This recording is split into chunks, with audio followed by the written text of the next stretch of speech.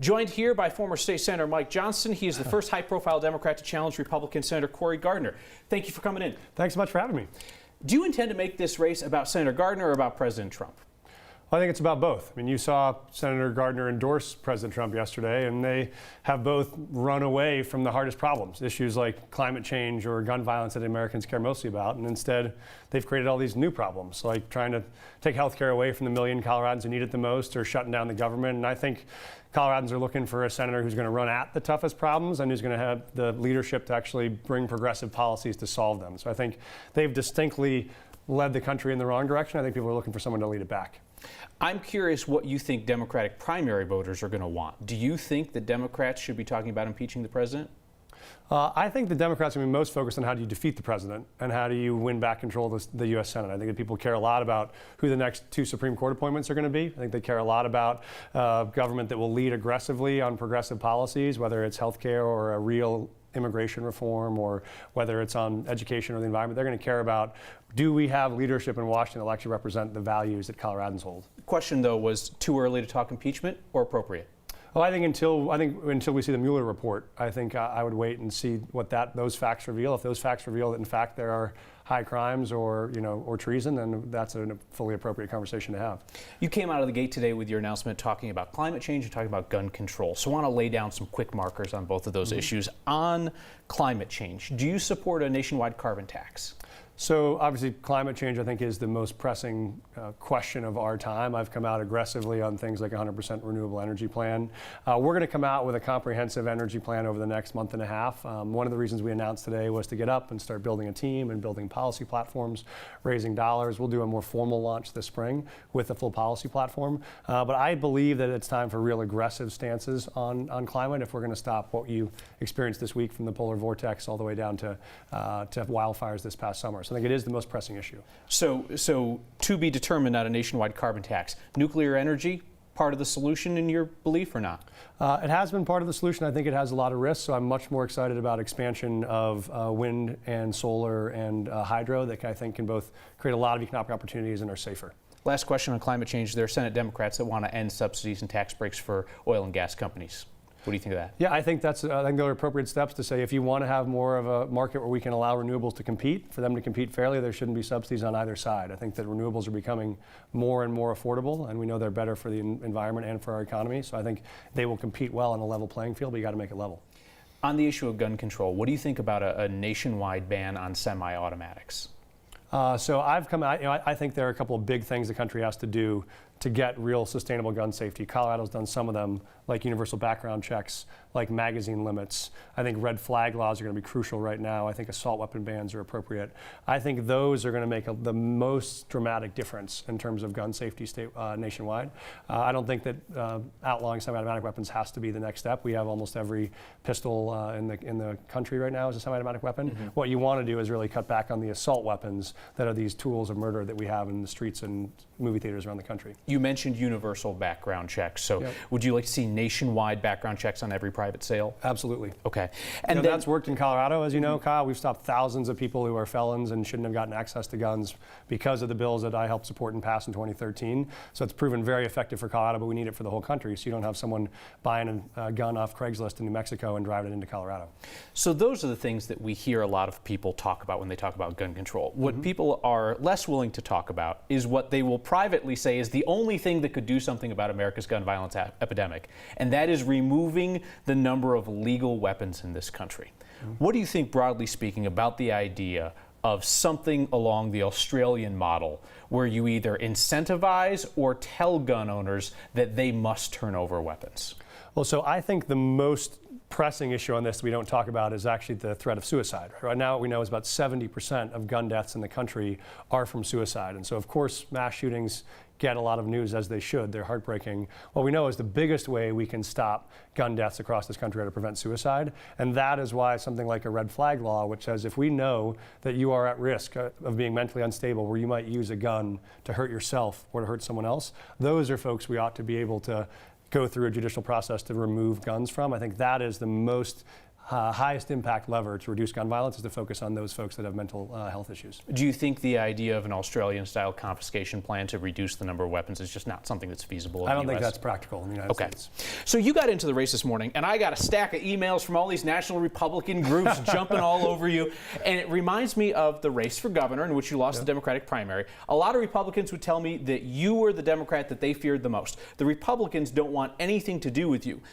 Your problem is, though, with all due respect, a lot of Democratic primary voters don't want anything to do with you either. You finished third in that primary. What makes you think you're going to fare better in this Democratic primary? Well, it is a strange form of flattery that the Republicans were certainly very worried that I got in this morning. And I think, they know that Cory Gardner is really at risk, and they know that I'm a progressive who's been able to pass real bold policy who they know can win. And so I think what we're looking for is, what people want in the primary vote is going to be someone who they know has the courage to run to hard problems, is willing to take on folks like the NRA and major interest groups and win, as I've done, and are able to really stand up for progressive policies that matter. I've done it on education, done it on the environment, done it on guns. And so I think our primary voters are really focused on making sure we win back the U.S. Senate, win back the Supreme Court, and they want a strong progressive who's willing to go toe-to-toe with Donald Trump, and I can do that. I'm going to push you again on the question, though, because I can understand where you might say, well, you know what, I lost to Jared Polis in his personal fortune. But you finished third in that primary. What lessons have you learned that you're going to apply to this primary? I learned a lot. I mean, obviously, I started that race with, 1% name ID statewide. A lot of folks didn't know me. I've been to all 64 counties. I've been to almost every bakery and brew pub in the state, maybe only second to you.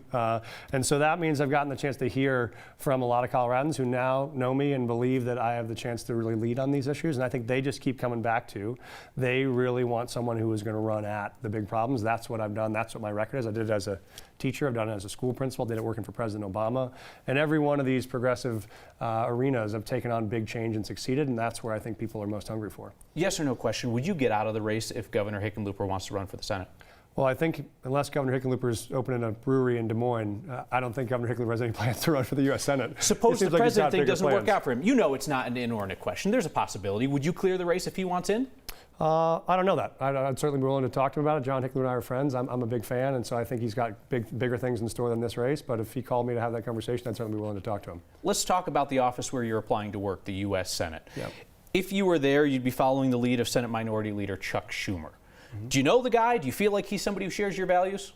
I've met him once or twice. I do think we share a lot of values. He cares about a lot of things that I care about. I mean, no one, including my wife, agrees with me on 100% of the issues, so I never expect that with anybody that I partner with. But I think that we share a lot of the core commitments, that we both want to see real change on making health care affordable. We want to see an economy that's going to support working families across the country. We want to see a Supreme Court that's going to uphold women's health over the next 25 years. So I think there are a lot of values that we share, but I always take every person as an individual, and they're never going to be 100% agreement.